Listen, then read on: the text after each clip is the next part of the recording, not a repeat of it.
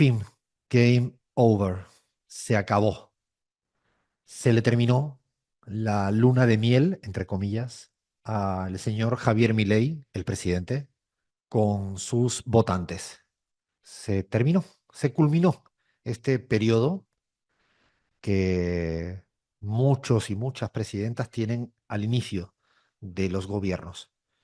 Al señor Javier Milei se le terminó este ciclo de confianza que tenía con sus votantes de segunda vuelta. Aquel 55% que le dio legal y separado legítimamente, la, la posibilidad de ser el presidente electo. Este 55% ya dejó de confiar en Javier Milei, dejó de creerle al señor Javier Milei y comienza a no apoyarlo al señor Javier Milei.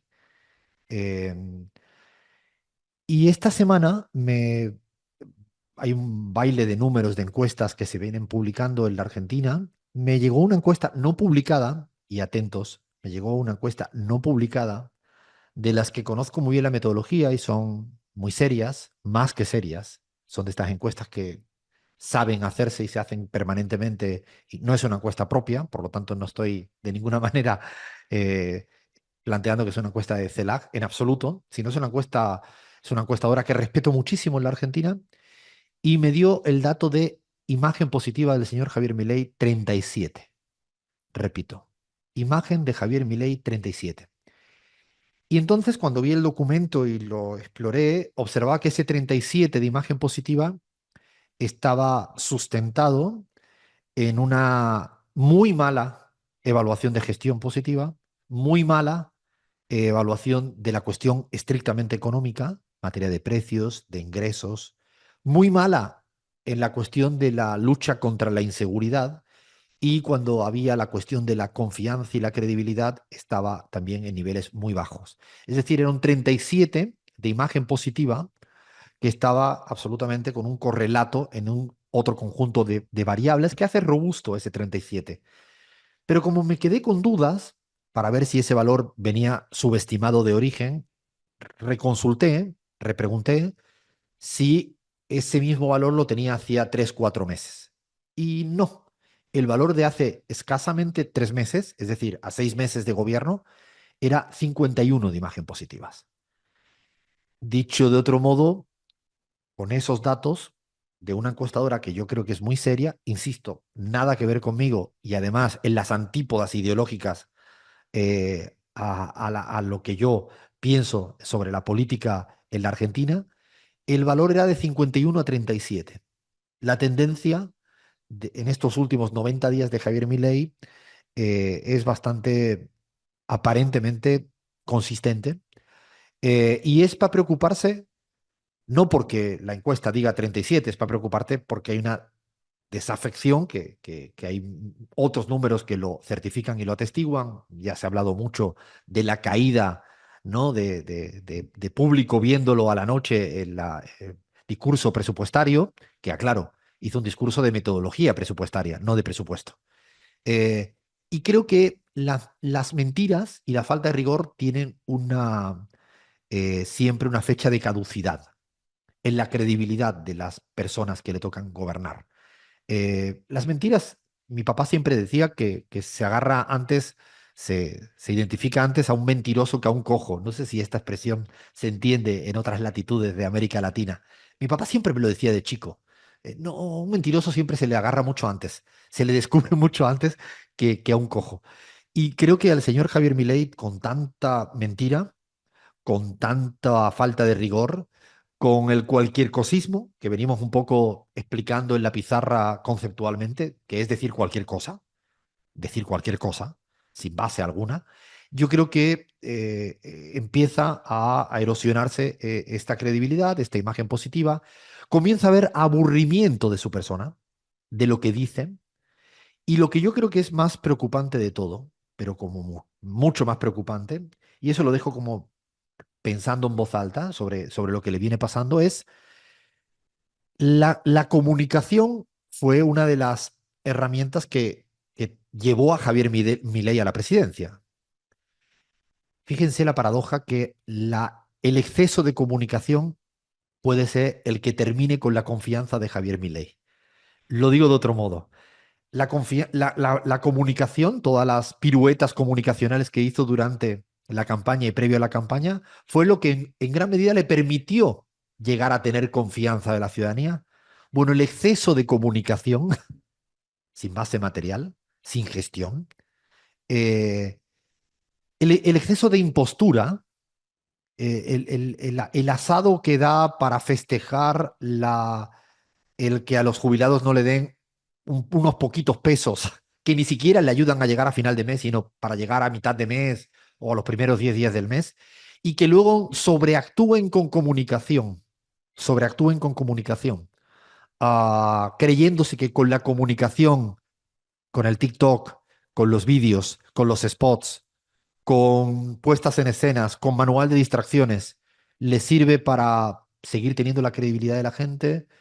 No piense que la ciudadanía am, es, es tonta. No, no, la ciudadanía no, no. Yo le recomiendo lo que decía Andrés Manuel López Obrador cuando mandaba recientemente a los opositores a escribir en una planilla: escuche más al pueblo, escuche más al pueblo, tenga respeto por la gente, tenga respeto por la gente. Me parece que piensan que pueden hacer piruetas comunicacionales y seguir, y no, y se les terminó. La verdad que se les terminó. Empiezan a ser aburridos, la gente detecta que el día a día no mejora, los que les cuesta decir todavía que yo le apoyaba, pero tiene su tiempo de caducidad, y me parece que es un fenómeno que hay que empezar a revisar. Esto significa que sabemos lo que va a pasar por afuera de Javier Milei, de esta credibilidad. No estoy diciendo con esto ni que termine su mandato, no estoy planteando nada de esto, está seguir con su mandato. Estoy planteando que se termina el ciclo de confianza del señor Javier Milei. Y seguramente, y con esto termino, seguramente haciendo vídeos en los cuales plantea que el que piense distinto tiene un virus y es algo que no es humano y que por lo tanto es la base para poder extirparlo, aniquilarlo o erradicar creyéndose que un spot publicitario para su mayor núcleo duro le sirve para compensar la pérdida de confianza, porque el odio frente al otro, al extremo, sea suficientemente fuerte como para que amortigue la pérdida de confianza. Creo que también va muy mal encaminado. Pero eso sí, y ahora se lo vamos a preguntar a Axel Kisilov. A mí, y lo digo con mucho respeto, hasta este momento jamás había utilizado la palabra fascista, de fascismo, para hablar de Javier Milei. Jamás lo había hecho. Pensaba que su corpus ideológico era muy complejo y aunque está deshumanizado y haciendo barbaridades contra la sociedad en su cotidianidad, no había pensado jamás que podía ser un fascista. Jamás lo había utilizado ese término. No. Después de ver el vídeo de decir que el que piensa distinto tiene un virus, con honestidad empiezo a preocuparme y a pensarlo. Empiezo a preocuparme y a pensarlo. No sé, Gaby, ¿qué piensas cuando ves ese tipo de vídeo o ese tipo de comunicación extrema o de impostura? No sé cómo lo ves, Gaby.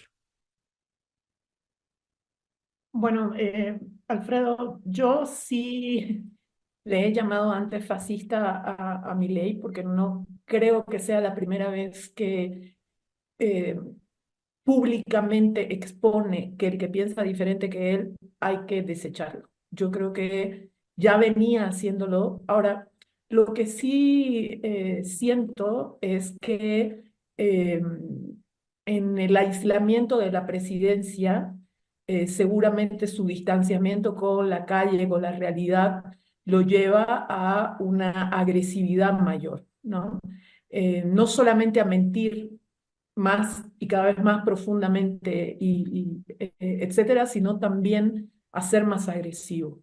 Eh, lo que es cierto, y lo hemos señalado aquí en la pizarra muchas veces, es que no le cayeron los dólares que él pensaba que le iban a llover de sus amigos de Estados Unidos, de las grandes empresas, de Elon Musk, que saca un montón de tweets con él, pero no le llegó ni un dólar, eh, de las posibilidades de moverse un poco más holgado en términos económicos. Y claro, como no le llegan los dólares, él entra a inventar nuevas razones para justificar su ineficiencia a la hora de administrar el Estado. Yo creo que la gente es tan inteligente, Alfredo, que siempre le da un tiempo al gobernante, un tiempo prudencial para demostrar de qué está hecho. Y yo creo que el tiempo de Javier Milei se está agotando. Se está agotando y como tú marcas, puede haber ya una irreversibilidad de ese proceso de agotamiento de la gente con Javier Milei. No olviden, 37. Imagen positiva de Javier Milei, luna de miel finalizada. Seguimos en la pizarra y ahora